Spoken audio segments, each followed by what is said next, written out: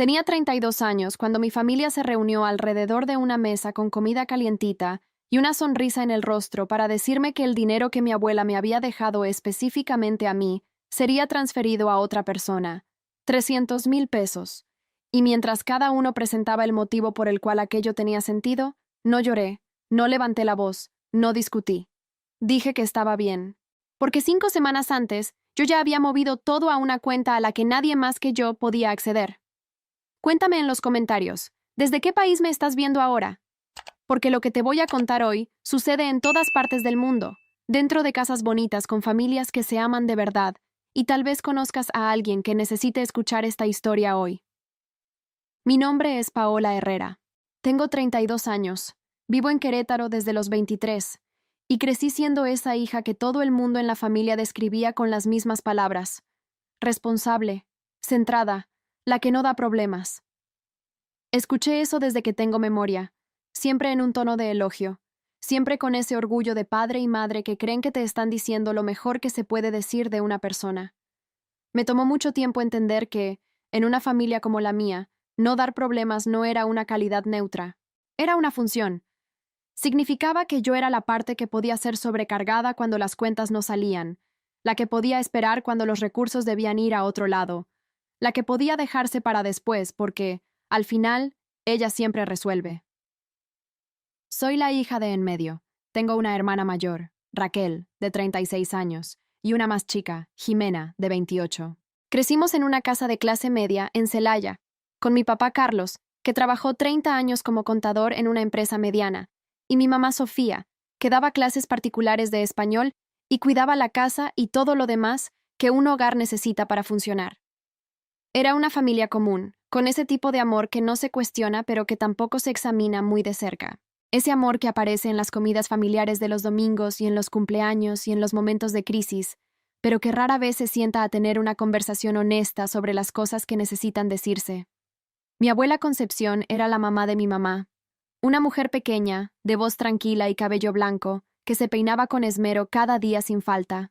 Había trabajado como costurera durante 40 años en un pueblo de Michoacán, y nunca, en toda la vida que la conocí, desperdició nada. No desperdiciaba comida, no desperdiciaba tela, no desperdiciaba dinero. Tenía una cajita de hojalata color rosa donde guardaba efectivo para emergencias. Y cuando yo era niña e iba a visitarla en vacaciones, a veces abría la cajita y me mostraba cómo estaba organizada por dentro, los billetes separados por denominación, doblados con cuidado. Era su forma de enseñarme algo que no necesitaba poner en palabras, que ahorrar con disciplina es un acto de amor por el futuro. Cuando mi abuela Concepción falleció en agosto de 2019, yo tenía 29 años y estaba en Querétaro en medio de una semana de trabajo intensa cuando mi mamá llamó. Fui al velorio en mi coche, sola, con esa mezcla de tristeza y gratitud que uno siente cuando pierde a alguien que vivió bien y vivió mucho. Tenía 81 años. Estuvo lúcida hasta el final. Murió durmiendo, que es como ella misma decía que quería irse cuando el tema salía en las pláticas familiares. En el juicio sucesorio, descubrimos que había una cuenta de ahorros con 300,000 pesos que ella había construido a lo largo de décadas. No era una fortuna para los estándares de las grandes ciudades, pero para una mujer que empezó de cero en un pueblo, era el resultado de la disciplina de toda una vida. Su testamento era simple, directo, escrito con el mismo cuidado con que doblaba los billetes en la cajita de hojalata. Para Raquel, las joyas y los muebles antiguos de la casa. Para Jimena, un terreno pequeño en las afueras que tenía más valor sentimental que financiero. Para mí, los ahorros. Los 300,000 pesos íntegros, con una carta manuscrita doblada dentro del sobre junto con los documentos, con una letra temblorosa pero absolutamente firme. Leí esa carta sola, sentada en el coche en el estacionamiento de la notaría, en septiembre de 2019. Mi abuela escribía que yo siempre fui la que estudió con más seriedad, que ella veía en mí el tipo de determinación que merecía ser apoyada de forma concreta, que el dinero era para mi formación y para mi futuro, que había elegido dejarme eso específicamente porque creía que yo lo usaría bien, que no lo desperdiciaría, que honraría el trabajo que ella había puesto en cada peso guardado a lo largo de 40 años de aguja, hilo y disciplina sin tregua. Me quedé mucho tiempo con ese papel en las manos. El olor del coche, el ruido de la calle allá afuera, el sol pegando en el parabrisas. Todo quedó suspendido mientras releía esas palabras una 2, 3 veces. No porque dudara de lo que estaba leyendo, sino porque necesitaba sentir el peso real de lo que se me estaba confiando. Mi abuela me había visto de una manera específica. Había plasmado esa mirada en un papel ante notario, y eso era un regalo que iba mucho más allá del valor financiero. El dinero se quedó en una cuenta a mi nombre durante el proceso del intestado y la adjudicación, que duró casi un año por diversas burocracias. Durante ese tiempo, no toqué ni un centavo. Lo dejé generando intereses. Mi mamá mencionaba el tema de vez en cuando con un tono que yo notaba pero dejaba pasar, un tono que cargaba algo entre resentimiento y sugerencia velada, comentando que la abuela había sido generosa conmigo de una forma que no lo había sido con las otras, que era una cantidad alta para estar parada, que el dinero en familia debería circular. Yo escuchaba, asentía vagamente a alguna parte menos importante de lo que decía, y cambiaba de tema, no porque tuviera miedo de enfrentar la plática, sino porque sabía que la conversación real aún no había llegado. Estaba en camino, podía sentirlo. Mi hermana mayor, Raquel, tiene 36 años y está casada con Fabián desde 2012. Tiene 2 hijos, Miguel de 8 y Clarita de 6, 2 niños a los que amo de una forma que me sorprende por su intensidad, ese amor de tía que no tiene el peso de ser responsable pero tiene toda la alegría de estar presente. La vida de Raquel y Fabián estuvo bien por mucho tiempo. Tenían una casa con crédito hipotecario en Querétaro, 2 empleos estables, el tipo de rutina que parece sólida hasta que algo sacude los cimientos. En 2020, durante la pandemia, la empresa donde Fabián trabajaba como supervisor de ventas cerró sus puertas tras 5 meses de intentar mantenerse a flote. Se quedó sin trabajo en julio. En septiembre del mismo año, el colegio particular donde Raquel trabajaba como coordinadora pedagógica redujo la plantilla a la mitad y su puesto fue recortado. 2 adultos con 2 hijos pequeños y la mensualidad de la casa, los 2 desempleados al mismo tiempo, en plena pandemia, en medio de un mercado laboral que estaba trabado para mucha gente. Fue una situación real, difícil, que seguí de cerca y por la que sentí compasión genuina. Toda mi familia la sintió. Mis papás ayudaron con lo que pudieron, dentro de sus límites. Yo también ayudé con cosas puntuales. Un súper un mes, la mensualidad de la escuela otro. Pero había un límite en cuanto a lo que cualquier persona podía hacer sin comprometer su propia estabilidad, y ese límite fue llegando para todos conforme pasaban los meses. Fue en ese contexto, en esa presión creciente de una familia intentando sostener al mismo tiempo varias cosas que amenazaban con resbalarse, que la lógica se fue formando, no de golpe. Poco a poco, en pláticas pequeñas, en mensajes esporádicos, en comentarios que parecían casuales pero que fui notando que no lo eran. La lógica de que había un recurso disponible, que estaba ahí sin usarse, que había sido dejado por una mujer que era familia de todos, y que tal vez el destino más justo no era el que estaba escrito en el papel, sino el que la necesidad del momento dictaba.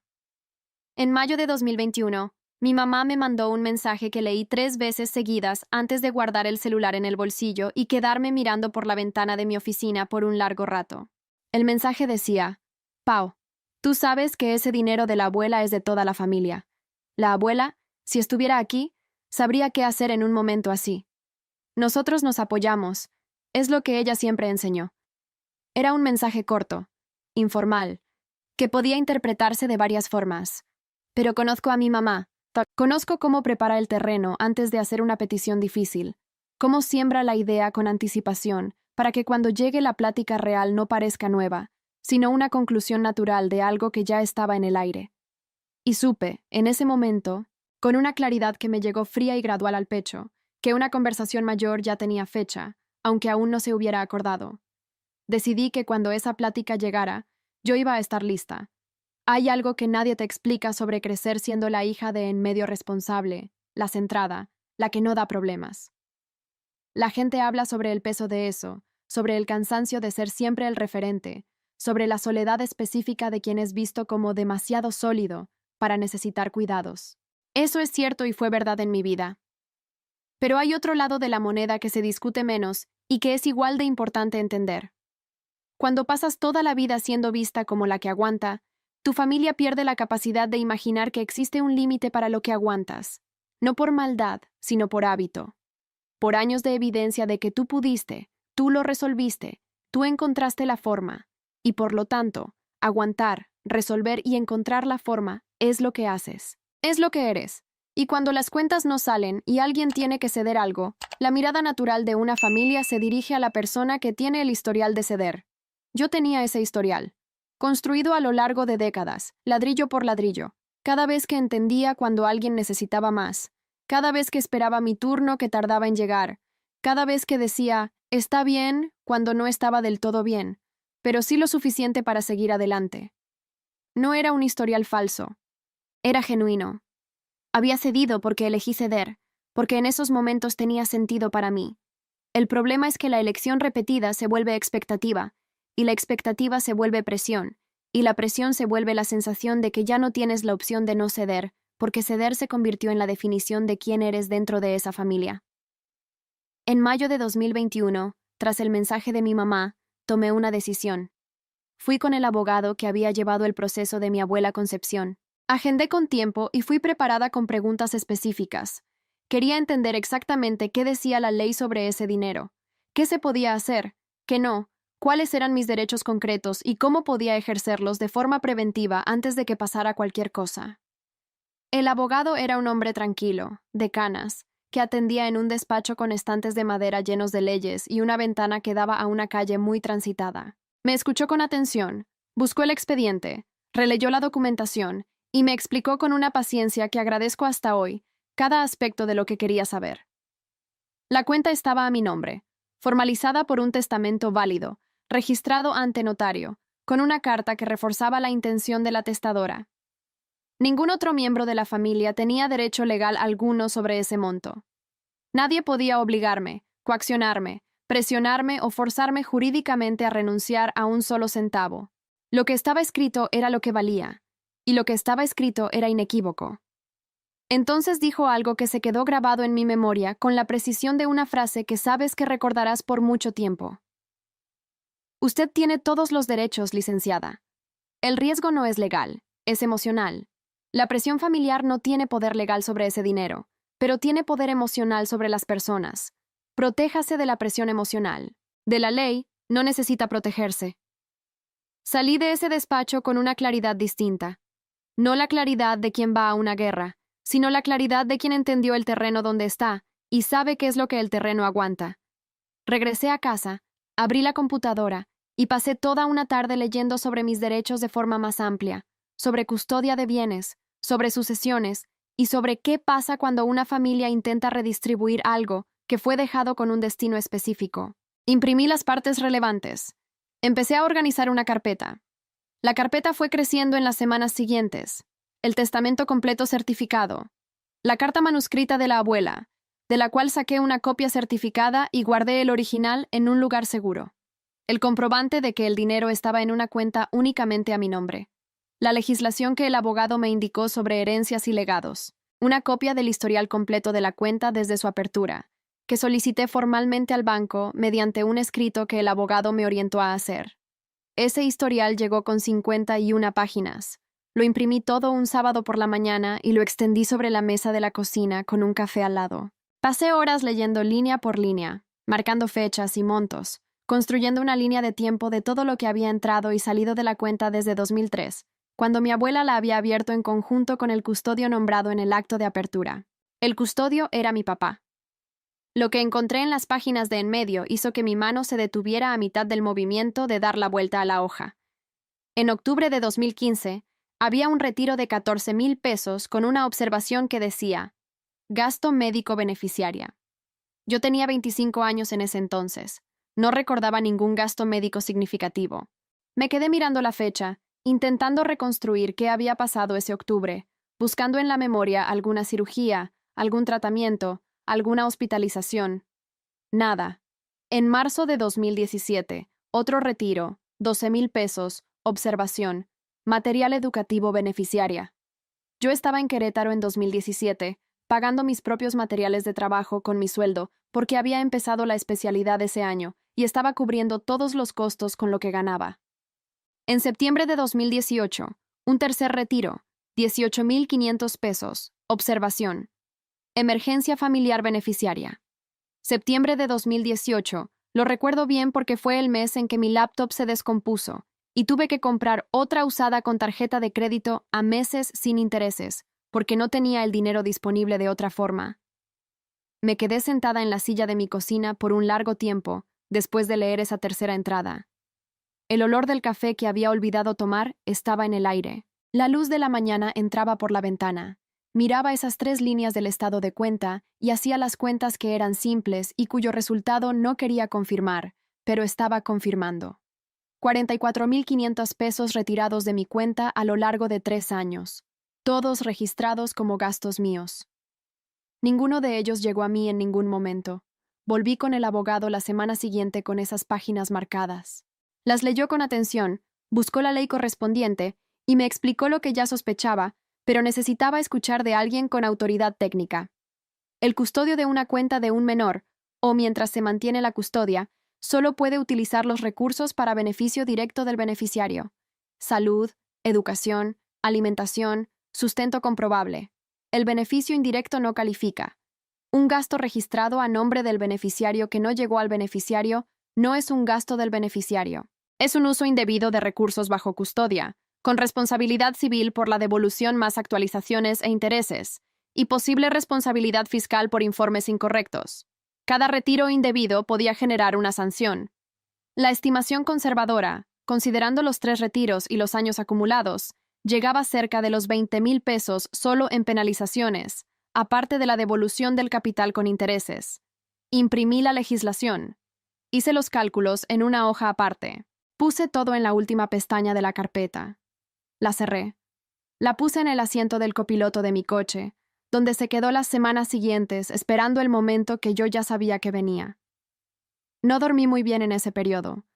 Me quedaba despierta por la noche con ese tipo de insomnio que no es ansiedad, sino procesamiento. La diferencia es sutil pero real. La ansiedad es no poder dejar de pensar en algo que temes.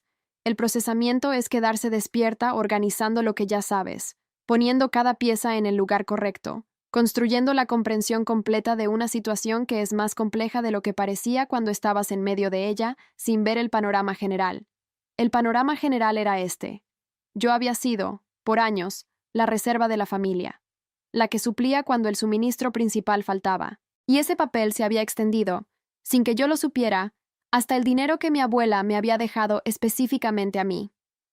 Esa noche, acostada en la oscuridad con los ojos abiertos, pensé en mi abuela Concepción doblando los billetes en la cajita de hojalata rosa. Pensé en cuántas horas de aguja e hilo estaban representadas en cada uno de esos billetes. Pensé que ella había elegido dejarme eso con una intención específica, escrita ante notario, y que esa intención merecía ser honrada por mí de la misma forma que ella la había formado, con cuidado, con disciplina, sin renunciar a lo que era esencial. Me levanté, fui a la cocina, tomé agua y regresé a la cama con una decisión más firme que cuando me había acostado. A principios de junio de 2021, mi mamá me llamó un miércoles por la tarde mientras yo salía del trabajo. Dijo que la situación de Raquel había llegado a un punto crítico. El banco había enviado una notificación formal sobre las mensualidades atrasadas de la casa. El plazo para regularizar era de 90 días. Sin una solución, la casa se iría a remate. Los niños tendrían que cambiarse de escuela.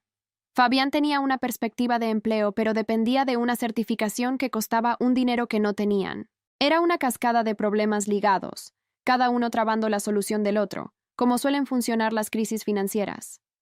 Mi mamá dijo todo eso con esa capacidad suya de presentar urgencia sin que parezca que está presionando, que es una habilidad que tiene desde que tengo memoria y que aprendí a reconocer como lo que es.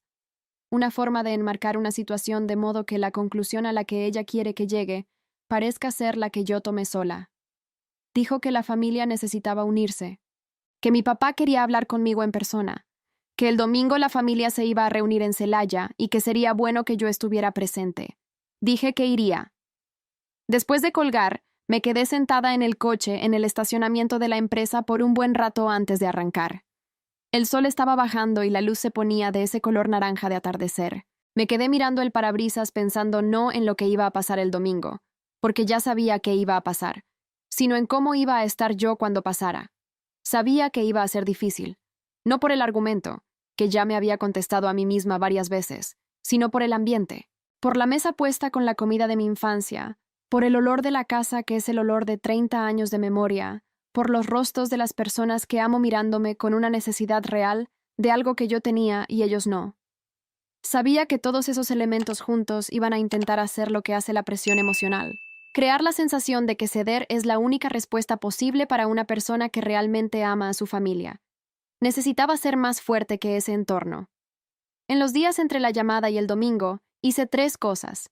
Primero, releí todos los documentos de la carpeta una última vez, no porque dudara del contenido, sino porque quería que estuviera fresco en la memoria con la precisión de quien acaba de leer, no con la imprecisión de quien recuerda algo de hace semanas. Segundo, hablé una vez más con el abogado, brevemente, por teléfono, para confirmar que mi comprensión de los puntos principales era correcta.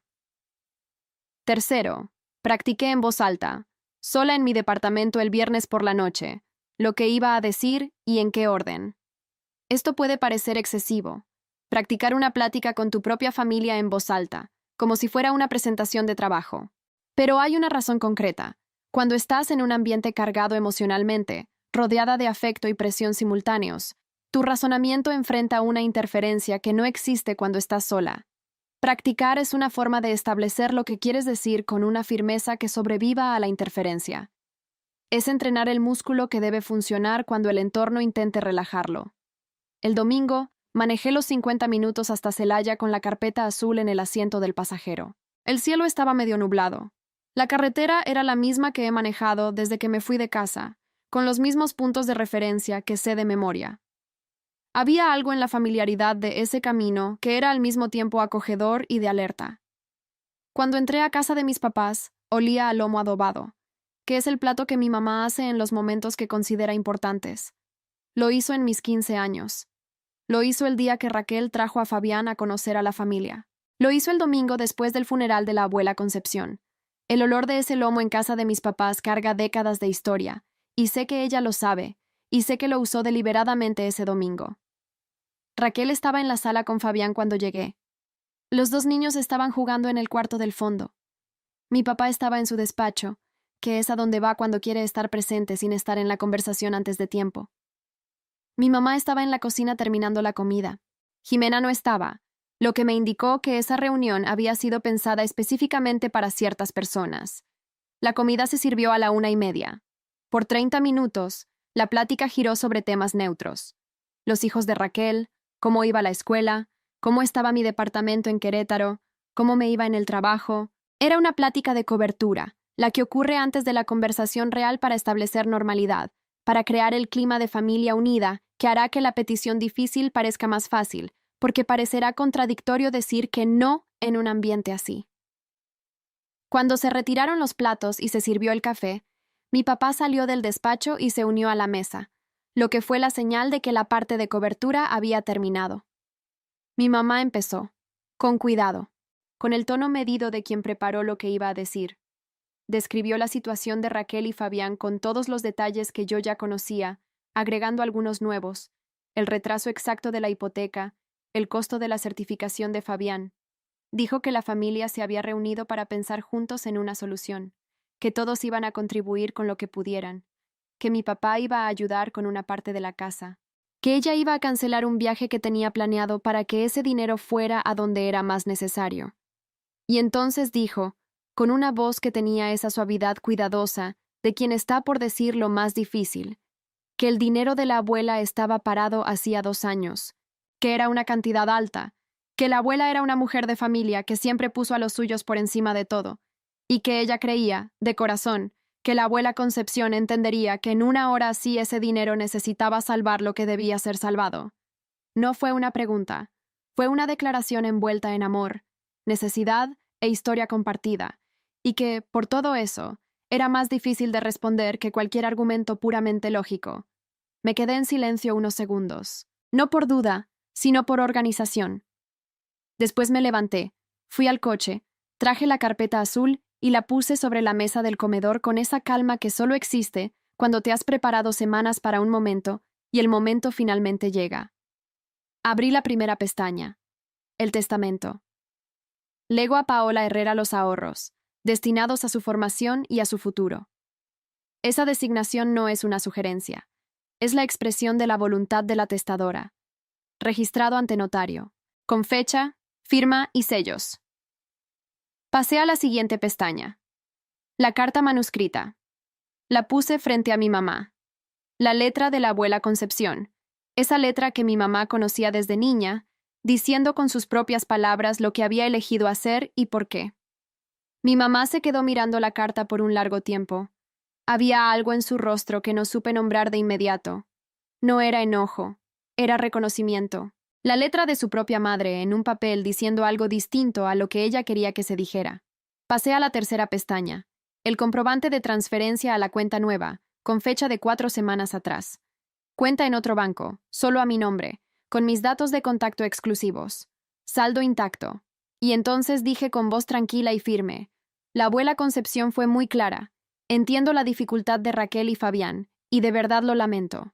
Pero no voy a renunciar a lo que me fue dejado con un destino específico, por una emergencia que, por muy real que sea, no era la intención de quien dejó este dinero.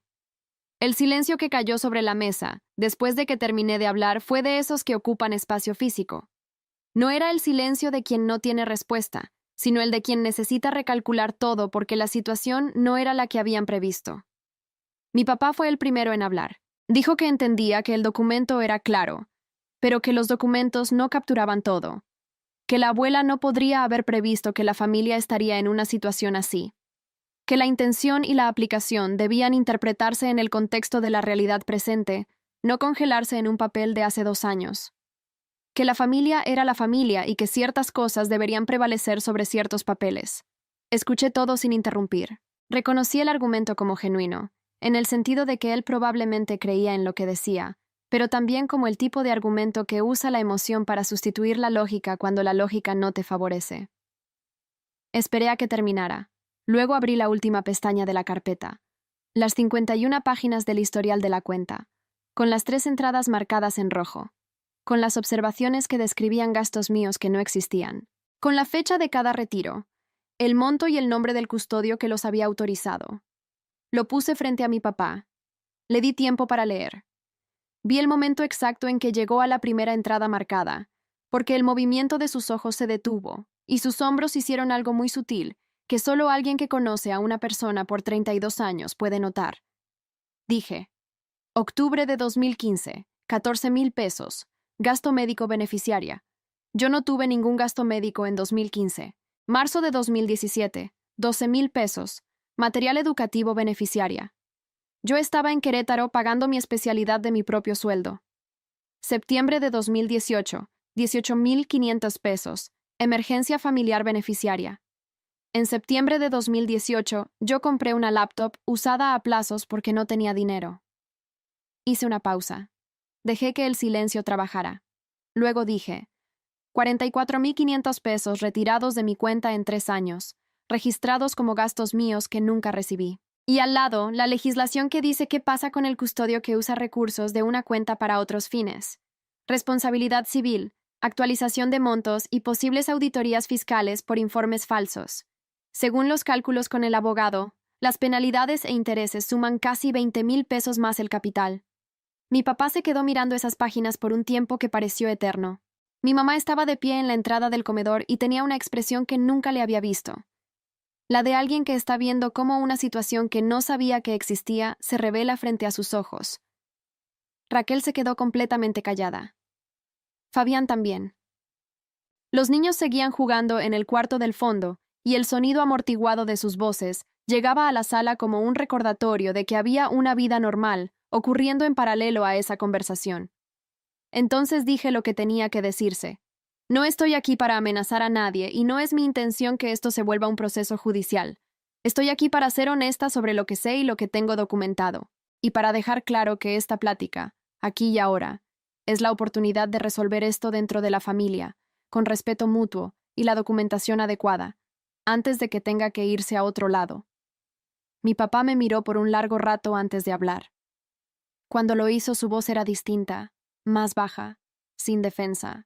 Dijo que había usado esos recursos en momentos de aprieto, que su intención había sido devolverlos, que las cosas se habían acumulado de una forma que no previó, que no creyó que yo me fuera a dar cuenta o que fuera a importar tanto porque, al final, el dinero volvería a mí de todos modos a través del testamento cuando la abuela faltara. Escuché eso y sentí una mezcla de cosas difíciles de describir. tristeza, claridad. Una especie de paz extraña que viene cuando finalmente escuchas la confirmación de algo que sospechabas, pero esperabas que no fuera cierto. Y también, más al fondo, esa comprensión difícil de que las personas que amamos son capaces de decepcionarnos no porque no nos amen, sino porque el amor no elimina el interés cuando éste es lo suficientemente grande y las consecuencias parecen lo suficientemente lejanas. Dije, me di cuenta, y aquí está lo que noté, documentado. Ahora la pregunta es, ¿qué hacemos con esto de aquí en adelante? En los días que siguieron a ese domingo, la familia se quedó en un silencio que describo como el silencio de quien está recalibrando. Cada persona procesando lo que había pasado desde su propia perspectiva, intentando entender cómo las piezas encajaban en un cuadro distinto al que creían que existía. Mi mamá me mandó un mensaje el lunes por la tarde, corto, diciendo que estaba impactada, que necesitaba tiempo para procesar y que llamaría pronto. Mi papá no mandó nada ese día, ni el siguiente. El miércoles envió un mensaje de 2 párrafos que leí más de una vez para entender el tono. Era el tono de alguien que reconoce algo parcialmente mientras intenta mantener cierta narrativa de control sobre la situación. Raquel fue la que me sorprendió. Se puso en contacto conmigo el jueves directamente, sin pasar por mis papás, y me preguntó si podíamos vernos el sábado. Dije que sí. Nos vimos en un café cerca de su casa, un lugar pequeño con mesas de madera y música baja. Ella llegó antes que yo. Ya estaba sentada con un jugo cuando entré. Tenía ojeras, el cabello recogido con una liga de Clarita, que seguramente había sacado de su bolsa sin darse cuenta. Tenía ese cansancio específico de madre que no duerme bien hace mucho, sumado al cansancio de la crisis financiera. Dijo que no sabía de los retiros, que sabía lo del dinero de la abuela y que la familia quería que yo ayudara, pero que no sabía que mi papá había hecho movimientos en la cuenta. Dijo que cuando abrí esas páginas en la mesa fue la primera vez que se enteró. La miré por un momento. Conozco a Raquel hace 32 años. Sé cómo evita el contacto visual cuando oculta algo y cómo mira directo cuando es honesta. Me estaba mirando directo. Dije que le creía. Y de hecho, le creía. Nos quedamos en ese café casi 2 horas. Habló de la situación con una honestidad que no había escuchado todavía, sin el filtro de proteger apariencias que existía con mis papás. Habló de cómo Fabián estaba sufriendo por la sensación de fracaso, de cómo los niños sentían la tensión, y de cómo ella misma se despertaba a las 3 de la mañana, mirando el techo buscando salidas que no aparecían. La escuché, con atención real. Había en esa plática una honestidad que no existía en la casa de mis papás con el lomo en el horno y los papeles en la mesa. Allí éramos solo las 2 hermanas, sin roles que cumplir, sin posiciones que defender. Dije que su situación era real y difícil, y que merecía resolverse. Dije que yo no era su enemiga, y nunca lo había sido. Pero dije que no podía renunciar a lo que la abuela me dejó con una intención escrita, no porque el dinero fuera más importante que ella, sino porque hacerlo sería deshacer algo que la abuela Concepción construyó deliberadamente pensando en mí, y eso sería una deslealtad con ella que no podía cometer. Dije también que iba a pensar en qué podía hacer dentro de mis límites reales para ayudar. No prometí montos ni plazos. Dije que pensaría honestamente y regresaría con algo concreto. Ella asintió. Nos quedamos un poco más, hablando de los niños, de un libro, de cómo Clarita estaba en la fase de hacer preguntas imposibles sobre el universo. Nos fuimos sin un abrazo pero sin distancia, con esa cosa intermedia y delicada que es el inicio de un acercamiento. La semana siguiente volví con el abogado por los 44,500 pesos. Quería entender mis opciones antes de decidir. Me presentó 3. Exigencia formal con proceso judicial, tiempo, costo y tensión. Denuncia ante el SAT por los informes fiscales incorrectos, consecuencias serias para mi papá. O un acuerdo informal documentado, donde mis papás reconocieran formalmente el uso indebido y acordaran una devolución en parcialidades, sin juzgados, pero con un documento ante notario que tuviera validez legal si no se cumplía. La tercera opción era la que preservaba más la relación garantizando un registro real y un compromiso de reparación. Era la que exigía más madurez de todos, incluida la mía. Propuse el acuerdo. Mi papá tardó 5 días en responder. Cuando lo hizo, dijo que aceptaba, no con alivio, sino con la seriedad de quien entiende que no hay otra salida razonable, y que esta era la mejor opción para él también. Formalizamos un sábado por la mañana en una notaría en el centro de Celaya. mi papá, mi mamá, yo y el abogado. Un documento simple, claro, reconociendo el adeudo, los intereses aplicables, las mensualidades durante 2 años y la cláusula de que cualquier atraso mayor a 2 meses activaría las otras vías legales. Cuando salimos de la notaría, nos detuvimos un momento en la banqueta. Mi papá me miró con una expresión que tardé en nombrar. No era enojo ni rencor. Era algo parecido al respeto, del tipo que aparece cuando una persona finalmente ve a otra desde un ángulo que nunca había considerado. No dijimos mucho. No era momento de discursos. Era momento de seguir adelante. Lo que viene después de algo así en una familia real no tiene el formato limpio de las historias donde todo se resuelve o explota de golpe. En la vida real, lo que sigue es un periodo largo de reacomodo, donde las piezas buscan nuevas posiciones que no son las de antes, pero que poco a poco crean un equilibrio nuevo, con marcas visibles, pero capaz de sostener peso. Los meses que siguieron fueron así. Mi mamá y yo seguimos hablando. Al principio las llamadas eran menos frecuentes, luego volvieron a la normalidad. El tono era distinto, más cuidadoso de ambos lados, con esa atención que le pones a una superficie que sabes que ya se agrietó una vez. Pero había sustancia, cosas reales se decían, y eso era mejor que la ligereza artificial de antes. Con mi papá el proceso fue más lento. Él es un hombre que guarda todo con una disciplina que antes admiré como control emocional y que ahora entendía también como distancia. Los pagos llegaban cada mes puntualmente, lo que me decía algo sobre su compromiso con el acuerdo, aunque la plática entre nosotros fuera limitada. Raquel y yo nos acercamos de una forma que no esperaba.